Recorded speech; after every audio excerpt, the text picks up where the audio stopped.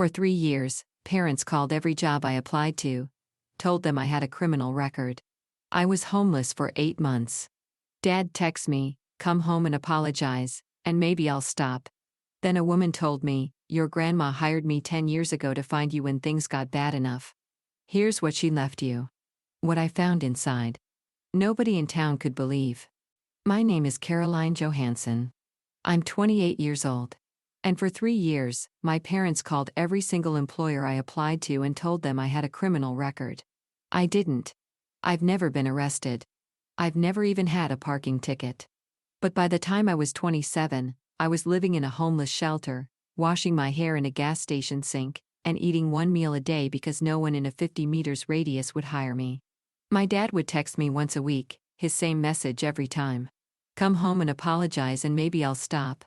Then one Tuesday morning, a woman knocked on the shelter door and said 7 words that changed everything.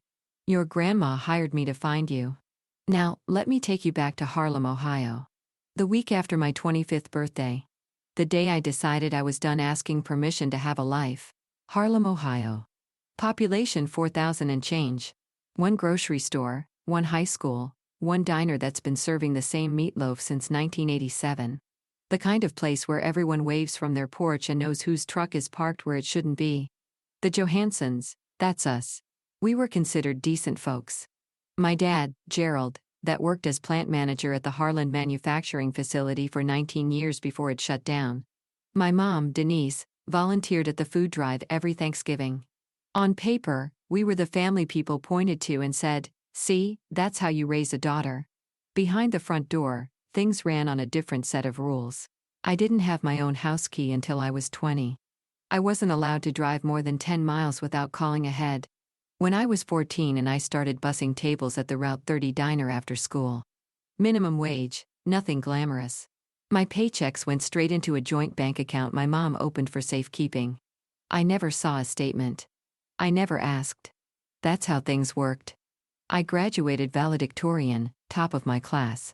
I had a guidance counselor who pulled me aside senior year and said, "Caroline, you could get scholarships, real ones." I brought the brochures home. My dad didn't even open them and he set them on the counter and said, "College is for people who can't work with their hands." So, I stayed, I cleaned, I cooked, I mowed the lawn and helped my mom with the garden and listened to my dad talk about how the world was falling apart every night at dinner. And every night, he'd look at me across that table and say the same thing. "You've got a roof, food, and family. What else does a girl your age need?" For a long time, I didn't have an answer. The week after I turned 25, something shifted. It wasn't dramatic. There was no fight, no breaking point. I was standing in the kitchen scrubbing the same cast iron skillet I'd been scrubbing since I was 12. And a thought landed in my head like a rock through a window. I'm going to be 40 years old, standing in this exact spot, doing this exact thing. That scared me more than anything my dad had ever said.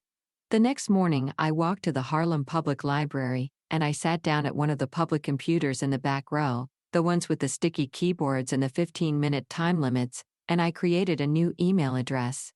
Not the family one, my mom, a new one, just mine. I found a listing for a hardware store in Millfield, 20 minutes east. They needed a sales associate, full-time, 9 to 5, benefits after 90 days. I typed up my application with 2 fingers and hit send before I could talk myself out of it. 2 days later, SN came back. They wanted to interview me. Thursday at 10 o'clock, I read that email 3 times. I closed the browser. I walked home with my hands shaking. Not from fear, but from something I hadn't felt in years. I think it was hope. That night at dinner, something was off. My dad sat at the head of the table, fork in one hand, newspaper folded beside his plate. He looked at me once, just once, with an expression I couldn't name. My mom stood at the sink with her back to both of us while washing dishes that were already clean. Nobody said a word. The next morning, I drove to Millfield for that interview. The manager shook my hand at the door. He smiled. Then he sat me down and his smile disappeared. His name was Bill, mid-50s, reading glasses on a chain around his neck. He had my application printed out on the desk between us. "Caroline," he said. "I'm going to be straight with you, okay? Is there anything in your background we should know about?" I blinked. No, sir, nothing. He took off his glasses, rubbed the bridge of his nose. We received a phone call yesterday. Someone, I'm not going to say who, mentioned a felony theft charge. The room tilted. I gripped the armrest of my chair. That's not true. I've never been arrested. I've never stolen anything in my life. Bill looked at me and I could see it. He wanted to believe me, but he also had a business to run and a phone call sitting in his ear. I'm sorry, he said. We can't move forward. I drove home in silence. No radio, no crying, just the white lines on Route 30 blurring past. When I pulled into the driveway, my dad was sitting on the porch, newspaper open across his lap. He didn't look up. How was your day, sweetheart? I stood there, keys in my hand, staring at the back of his newspaper. He turned a page, slow, casual. Fine, I said. Good. He folded the paper. Your mom made pot roast. I sat through dinner. Pot roast, green beans, iced tea. My mom talked about the neighbor's new fence. My dad nodded along like it was the most interesting thing he'd ever heard. And somewhere between the pot roast and the iced tea, a thought started forming. Small, ugly, impossible. Did they know? I pushed it down. They were my parents. Parents don't do that. I wouldn't push it down for long. Over the next 6 weeks, I applied to 3 more places. A grocery store in Ridgeway, a warehouse on the county line, a diner in Cooperton that was hiring morning shift. All 3 called me in for interviews. All 3 canned within 48 hours. The grocery store said they'd filled the position. The warehouse never called back. But the diner was different. The owner, a woman named Pat, was honest with me. She leaned across the counter and lowered her voice.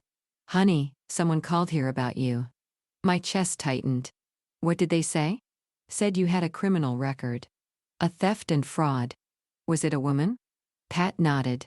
Said she was a concerned neighbor. Concerned neighbor. That night I waited until my parents went to bed. I crept down the hallway to my mom's sewing room, the one room in the house that was hers alone. I opened the desk drawer, pushed aside the fabric scraps and pincushions, and there it was, a small blue notebook.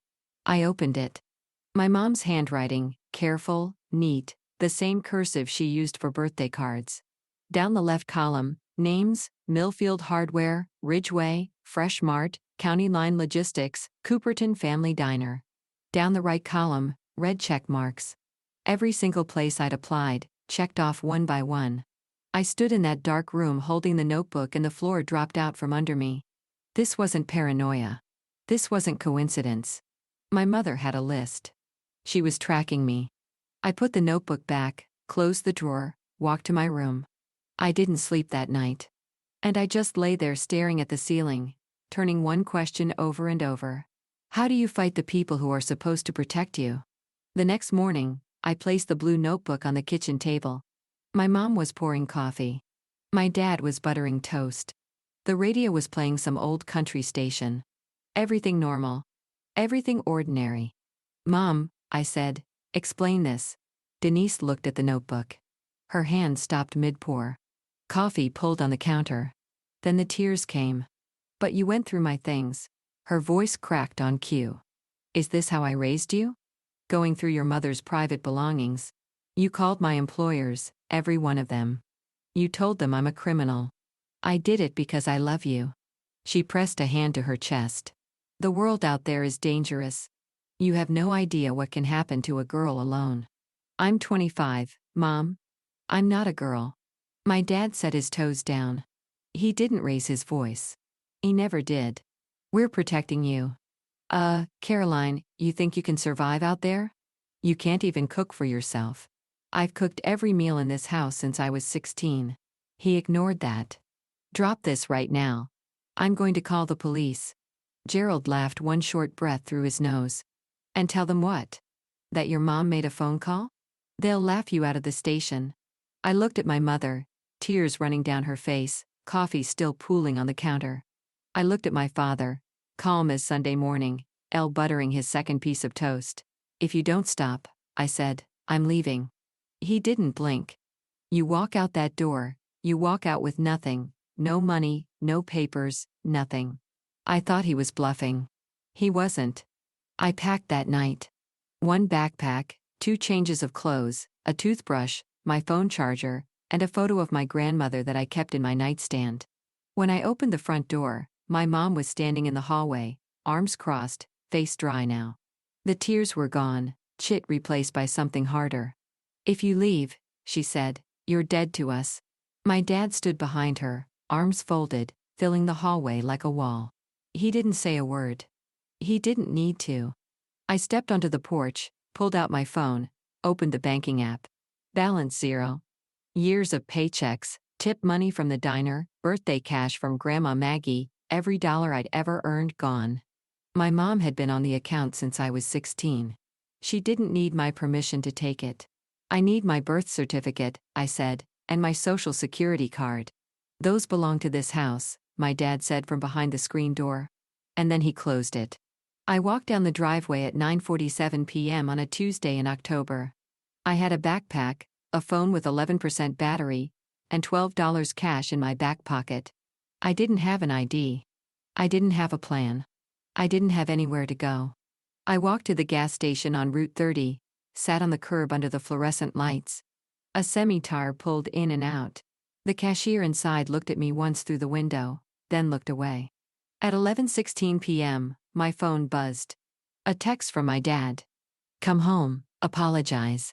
I'll think about it." I turned the phone off.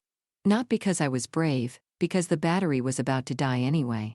I had $12 and nowhere to sleep. But for the first time in 25 years, nobody was telling me where to go. I found the Harlem Community Shelter 2 days later. And a woman at the gas station counter, the same one who'd looked away that first night, told me about it on my second morning of sleeping in the bathroom stall. She didn't ask questions. She just wrote down an address on a napkin and slid it across the counter. The shelter was a converted warehouse on Mill Street, 20 beds, a shared bathroom, and a kitchen run by volunteers. It smelled like industrial cleaner and reheated soup. The fluorescent lights buzzed all night. A Linda Marsh ran the place. 47, short hair, reading glasses. She kept pushing up her nose. She didn't ask me why I was there. She handed me a towel and pointed to bed 14.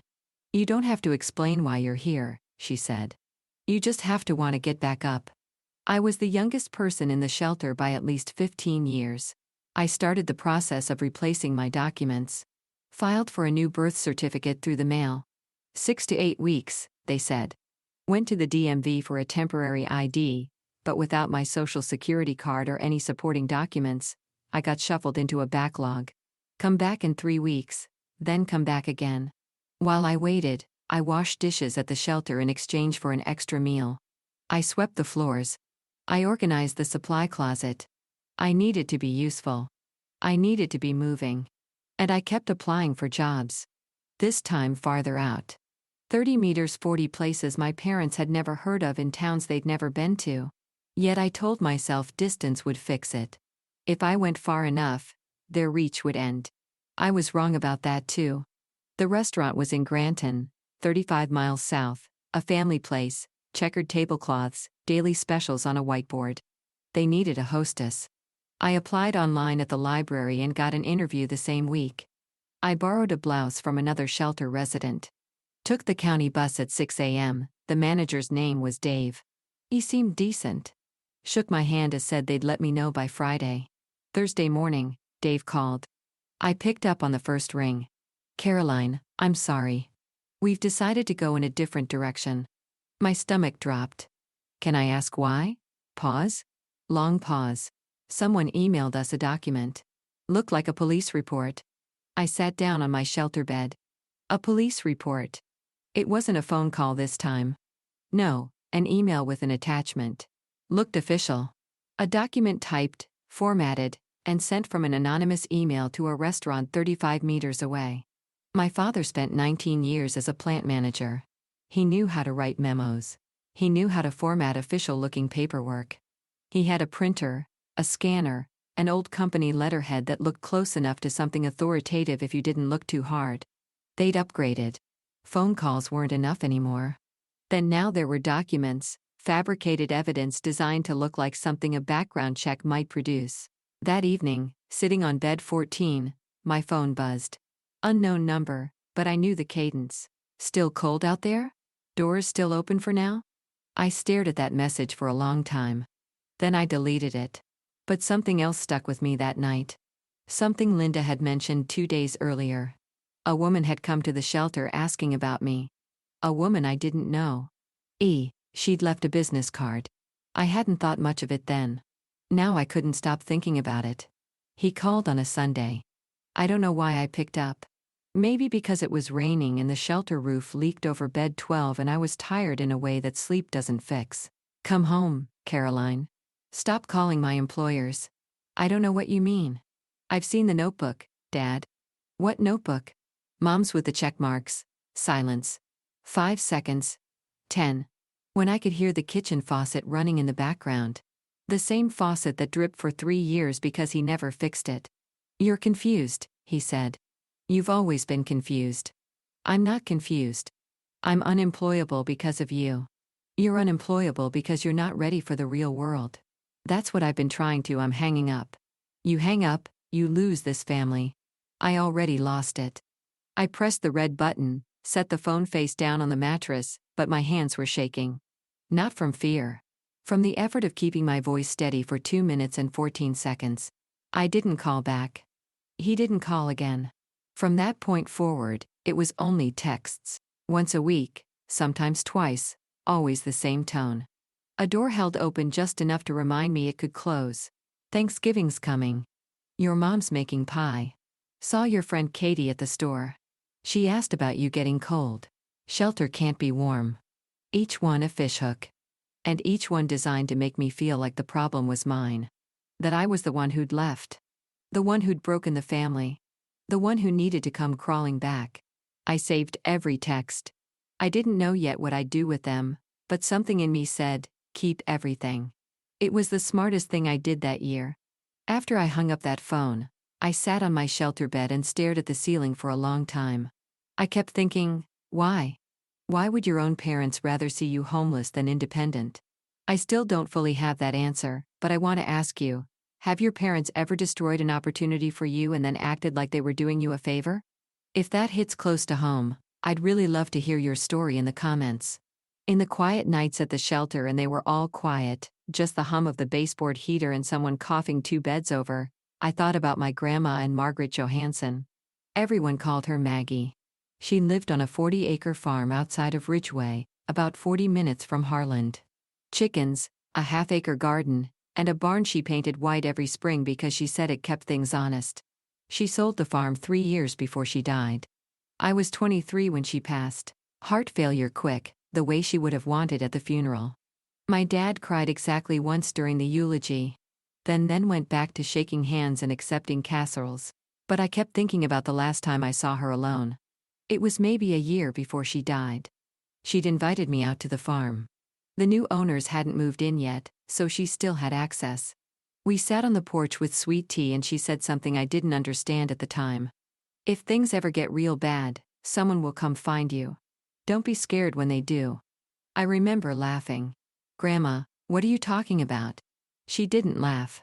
She just looked out at the field and said, I know my son, sweetheart.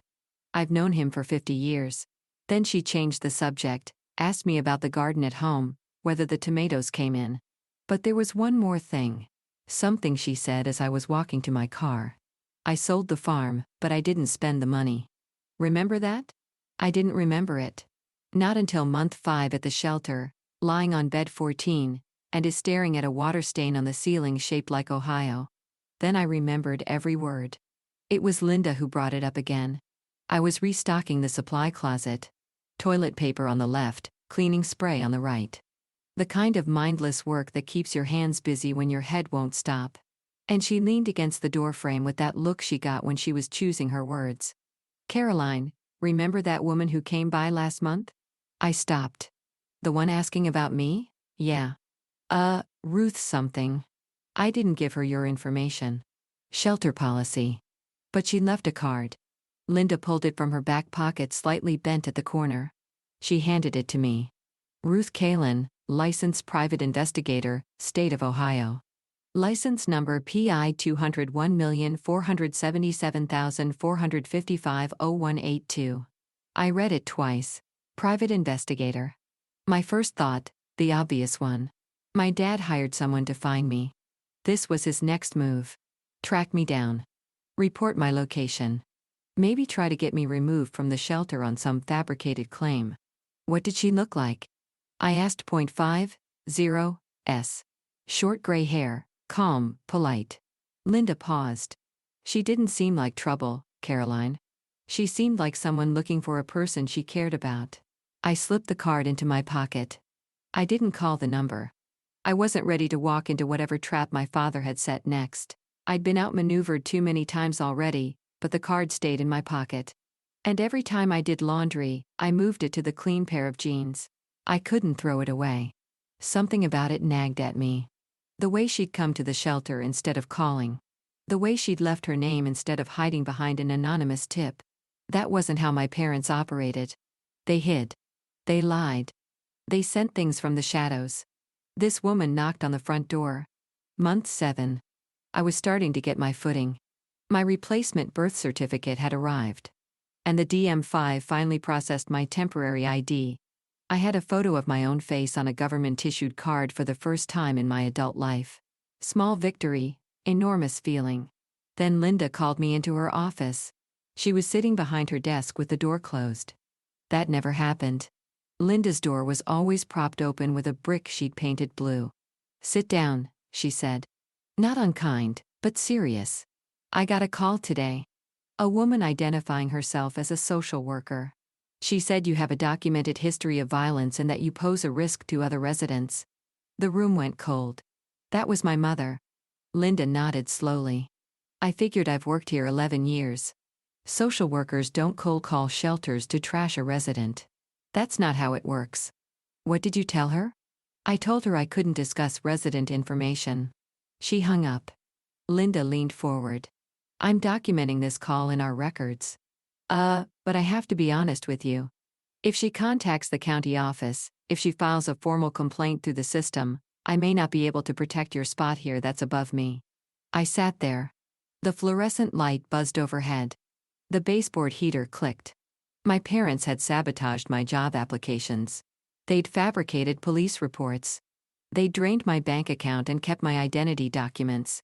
And now they were trying to take away the last place I could sleep at night. Then something shifted in that moment. It wasn't anger. Anger is hot and sloppy and it burns out. This was different. This was clear. Like a window someone had been smearing with grease for years. And I'd finally wiped it clean. I was done being scared. I was ready to be precise. Harlem holds a town council meeting the first Thursday of every month. Folding chairs in the community center. Fluorescent lights. A microphone on a podium that squeals if you stand too close.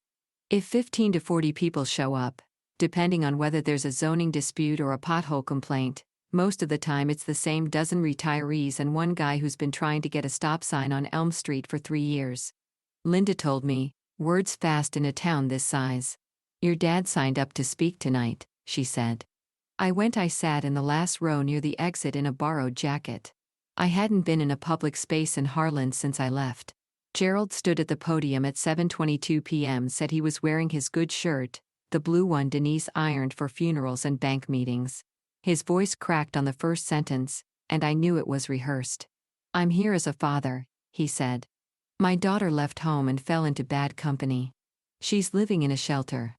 I've tried to bring her home, but she refuses." He paused. Let the silence work. A woman in the second row put her hand over her mouth. "I'm asking this community to help me reach my little girl." In the front row, Miss Denise sat with her hands folded in her lap, tears streaming down her face. The woman beside her, Mrs. Patterson from the post office, reached over and squeezed her arm. People turned to look at me. I could feel it. 40 pairs of eyes, some pitying, some curious, some already convinced. The man at the podium was a heartbroken father. The girl in the back row was the problem. Nobody asked me if I wanted to speak. The meeting moved on. I didn't say a word, and I took out a notebook and wrote down everything my father had said, word for word. Then I left through the side door. After that meeting, Harlan made its decision about me. The grocery store where I'd asked about part-time stocking, the manager's wife had been at the meeting. Position filled. The gas station attendant who used to nod at me started looking past me at the shelter. One of the volunteers, a retired teacher named Barb, pulled me aside during lunch. Honey, maybe you should just go home. Your daddy's heartbroken. I set my spoon down. Did you hear his speech? Everyone heard it. That poor man standing up there begging for his little girl to come home. I wanted to scream. I wanted to pull out my phone and show her the texts. Come home, apologize. I'll think about it. I wanted to describe the blue notebook with the red check marks and the fake police report and the phone call to the shelter claiming I was violent, but I didn't. But because I'd learned something in those 7 months, when your accuser cries in public, nobody listens to the accused. A few days later, someone from a local congregation called the shelter. Not any specific church, just a concerned member of the faith community, suggesting a family reconciliation meeting. Linda politely declined on my behalf. The walls were closing in.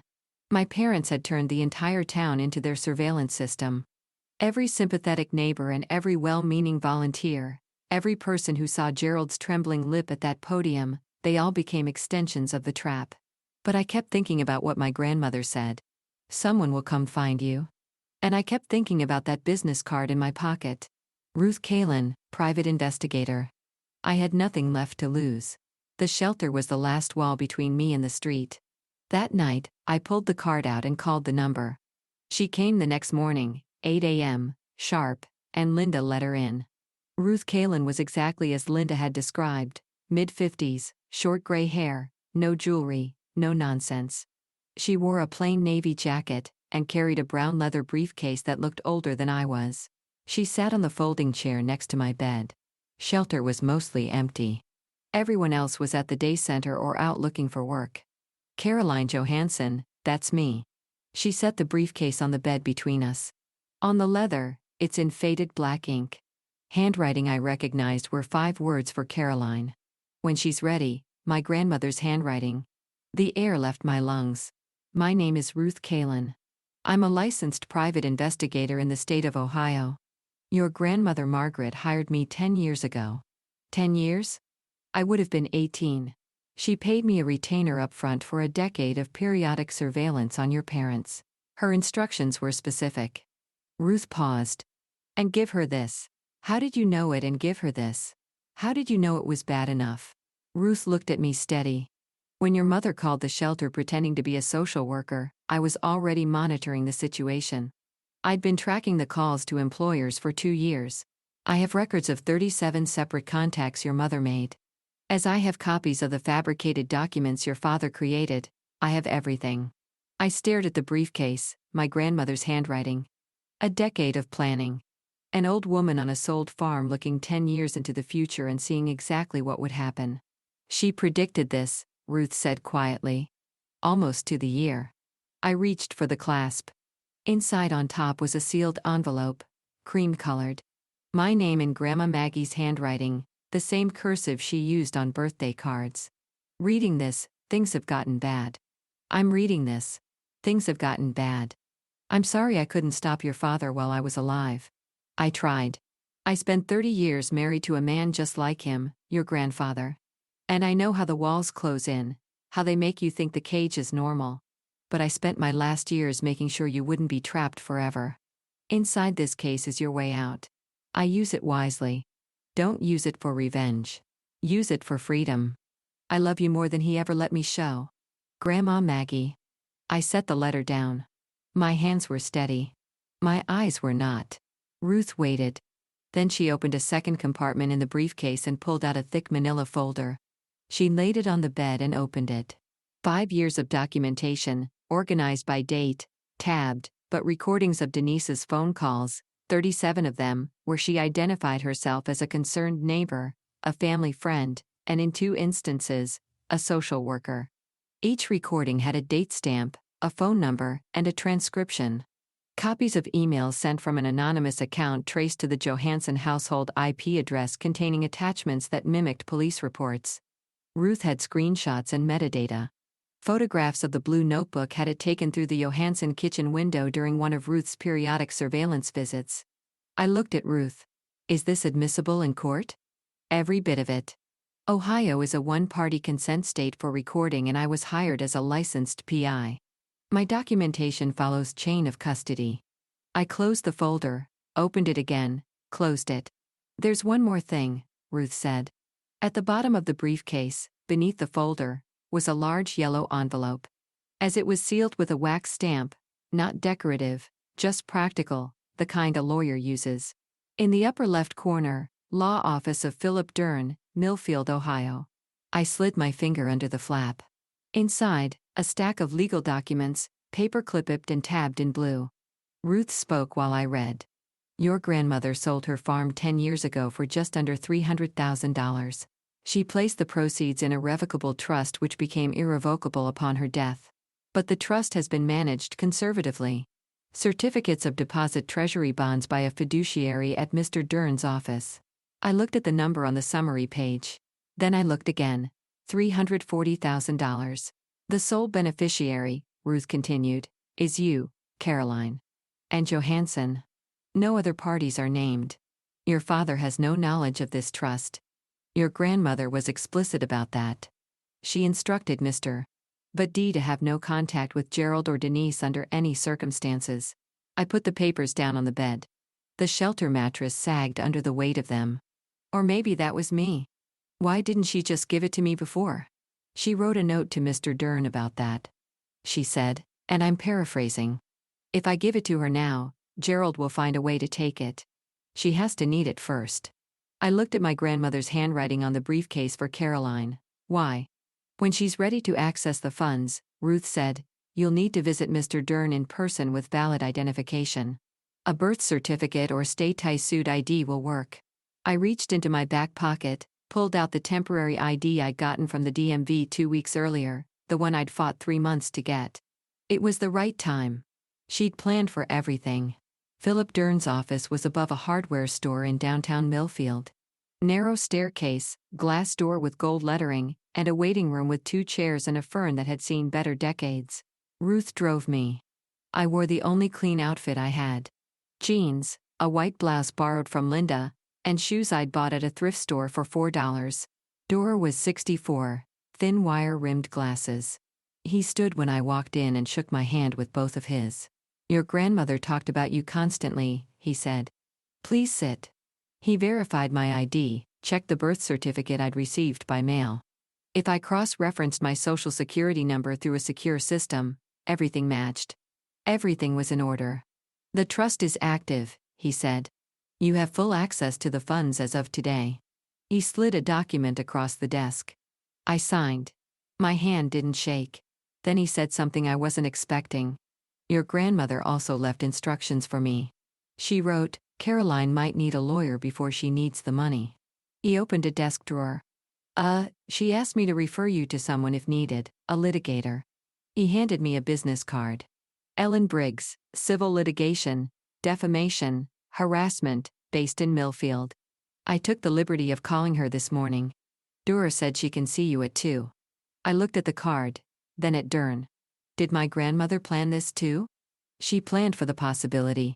She hoped it wouldn't come to this. I called Ellen Briggs at 1:45. I was in her office by 2:10, by 3:30, and she had reviewed Ruth's entire evidence file, every recording, every fabricated document, every check-marked entry in that blue notebook. Her exact words. This is defamation, per se. Falsely stating someone has a criminal record is actionable in Ohio without proving damages. But we have damages, 3 years of them. She filed the lawsuit that week. Gerald Johansson was served on a Monday morning at 8:15 a.m. A process server walked up the driveway while Gerald was checking the mailbox. This Mrs. Patterson from the post office was watering her Elias 2 doors down.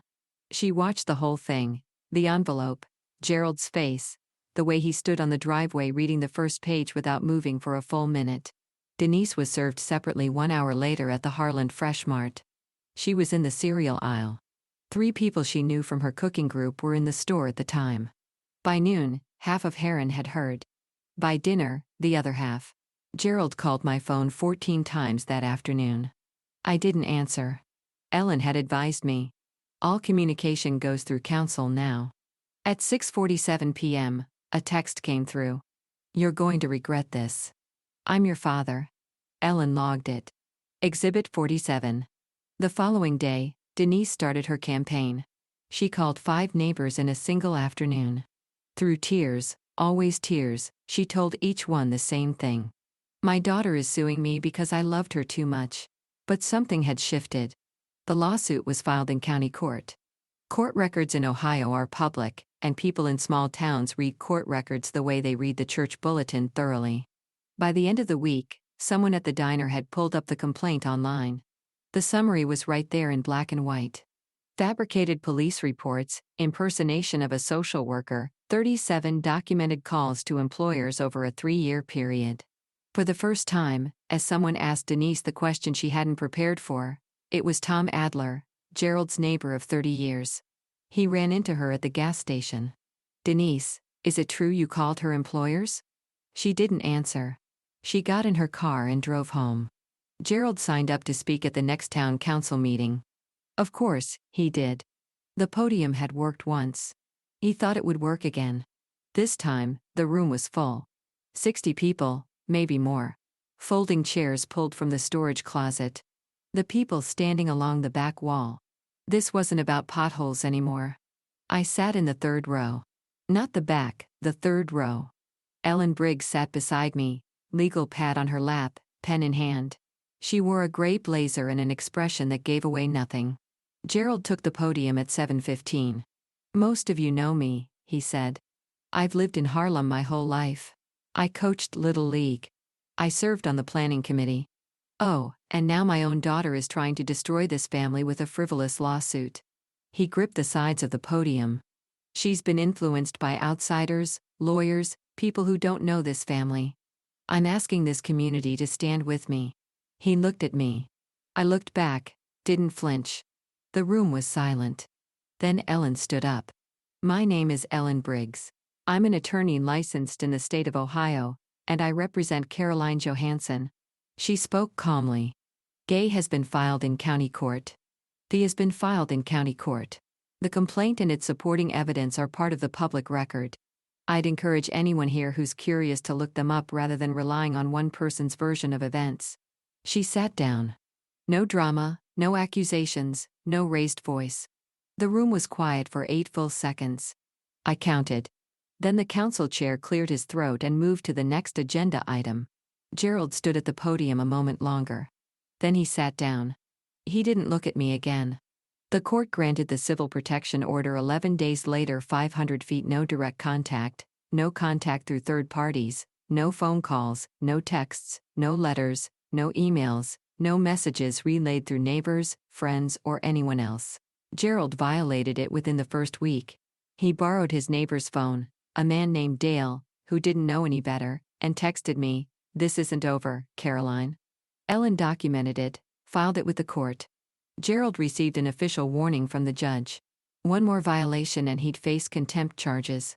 The defamation case moved forward. Ellen submitted Ruth's evidence package, the recordings, the call logs, the fabricated documents, the metadata linking the anonymous emails to the Johansson household, 37 calls, 5 forged police reports, 3 years of systematic interference with my ability to earn a living. Gerald hired a lawyer, a low-cost attorney from 2 counties over, who looked like he'd rather be anywhere else. After reviewing the evidence, he called Ellen and recommended settlement. Gerald refused. "I'm not settling with my own daughter." His attorney withdrew from the case the following week. Gerald didn't hire a replacement. Meanwhile, the court records were doing their work. In Harlem, public documents are public conversations. People read, people talked. Did you see the part about the social worker call? She made 37 calls. Gerald faked a police report. Gerald Johansson at the Harlem diner where I used to bust tables at 14. The cook told a regular. That girl applied here once. I turned her down because of a phone call. I feel sick about it. The truth doesn't need a podium. It just needs to be accessible. Slowly, then all at once, Harlan started reading. Denise was the first to feel it. The Thursday Cooking Circle, a group of 8 women who'd been meeting at each other's houses for 15 years, sent her a message through the group organizer. "We think it's best if you take a break for now, Denise. Just until things settle down." Things were not going to settle down. Then Gerald went to the coffee shop on Main Street, his booth, his morning routine for 20 years. The booth was occupied by nobody. People just weren't sitting there. He took a table by the window. No one joined him. The waitress refilled his coffee without making eye contact. Tom Adler, his neighbor, the one who'd asked Denise the question at the gas station, came to the house. "Jerry, I've known you 30 years. Gerald stood in the doorway, one hand on the frame. Did you really fake a police report?" Gerald closed the door in his face, didn't say a word. On the legal side, things accelerated. Dave, the restaurant manager in Granton, who'd canned my interview after receiving the fake police report, he called Ellen's office voluntarily. He said he was willing to testify. He still had the email with the forged attachment saved in his inbox. Bill from the Millfield hardware store came forward too. He'd kept a note about the phone call in his hiring file. He remembered the date. He remembered the voice. "I didn't participate in any of this. I didn't call anyone. I didn't post anything. I didn't go door to door telling my side. I didn't have to." The evidence existed. The court records were public. And the people of Harlem, for all their flaws, could read. The town didn't turn on Gerald because I asked them to. They turned because the math stopped adding up. Gerald didn't show up to court. After his attorney withdrew, he represented himself for exactly one filing. A handwritten response that read in full: "This is a family matter and the court has no jurisdiction over a father's right to protect his child." The judge disagreed. When Gerald failed to appear for the hearing, Ellen moved for a default judgment. The court granted it. Defamation per se, tortious interference with prospective employment, Fed damages, $85,000, calculated from 3 years of lost income and documented harm. Gerald didn't pay. Ellen filed a lien on the Johansson house. I was sitting in Philip Dern's office when the judgment came through. He printed it out and handed it to me across the same desk where I'd signed the trust documents 2 months earlier. "How do you feel?" he asked. "Tired," I said. And I meant it. That same week, Dar offered me a job, and not out of charity. He'd been watching me organize Ruth's evidence files, build timelines, cross-reference dates. "I need an administrative assistant," he said. "You're the most organized person I've met in 40 years of practice." I started the following Monday. $16.50 an hour. Benefits after 60 days. A desk by the window with a fern that needed watering. With the trust funds, I rented a 1-bedroom apartment in Millfield. Ground floor, small kitchen, a door with a lock and a key that belonged to me. I bought a used Honda Civic with 140,000 meters. I opened a bank account with only my name on it. I bought groceries for the first time in my life without asking anyone's permission. The apartment was quiet. No one asked where I was going. No one checked my email. No one called my employer. The quiet was the loudest thing I'd ever heard. You know, when I was sitting in that courtroom and the judge read the ruling, I didn't feel joy. I felt tired. 3 years of my life gone, 8 months in a shelter bed, all because my parents would rather destroy me than let me go. Let me ask you something specific. If your parents had faked a police report to stop you from getting a job, would you have sued them or would you have walked away? Tell me in the comments. I genuinely want to know. 3 months after the judgment, a letter arrived at the shelter. Linda forwarded it to me. Denise had sent it to my old address. Not my new one. A technical gray area in the protection order, but a violation of its spirit. I opened it at my kitchen table. My kitchen table. "Dear Caroline, I'm your mother. I'll always be your mother. Dad says he's sorry. Come have Thanksgiving dinner. We can put this behind us." I read it twice, then a third time. "Dad says he's sorry, not Dad is sorry," says like she was relaying a weather report. "We can put this behind us." Not I was wrong. Not I shouldn't have called your employers 37 times. Not I forged documents to keep you unemployable. Just we can put this behind us like it was a disagreement about the thermostat. I sat with that letter for an hour. I made coffee. I fed my cat, a tabby I'd adopted from the Millfield shelter and named Maggie because of course I did. Then I wrote back through Ellen as the protection order required. "Mom, I wish you well. But love does not include sabotaging your child's ability to survive. You called my employers. You impersonated a social worker. You tried to get me removed from the only place I had to sleep. Please respect the court order. Do not contact me again, Caroline. I sealed the envelope, stamped it, drove to the post office in Millfield, not the one in Harlem, not the one where Mrs. Patterson would see me and report back. Then I went home. My home. I cooked dinner for one. Pasta, garlic bread, and a glass of water. Maggie sat on the counter and watched me eat. It was the best meal I'd ever had. I'm not telling you this story so you'll hate my parents. I'm telling you because somewhere right now, someone is lying in a bed they don't own, staring at a ceiling they can't paint, wondering if wanting a life of their own makes them a bad daughter or a bad son or ungrateful or selfish. It doesn't. Wanting to work is not betrayal. Wanting independence is not disrespect. And walking away from people who are actively destroying your life is not cruelty. It's survival. My grandmother couldn't save herself. She spent 30 years married to a man who controlled everything. Where she went, who she talked to, what she was allowed to want. By the time she got free, she was 70 years old and living in a rented apartment with nothing but a sold farm and a plan. But she saved me. She planned it 10 years in advance. She hired a private investigator that set up a trust and wrote a letter that she sealed in a briefcase and hoped I'd never need to open. That's what real love looks like. Not control dressed up as concern. Not sabotage disguised as protection. Love makes a plan for your freedom, even when it costs everything. I'm 28 now. I work as an administrative assistant in a law office in Millfield. I'm saving for community college. I have a one-bedroom apartment, a used Honda, and a cat named Maggie who sheds on everything I own. And I don't talk to my parents.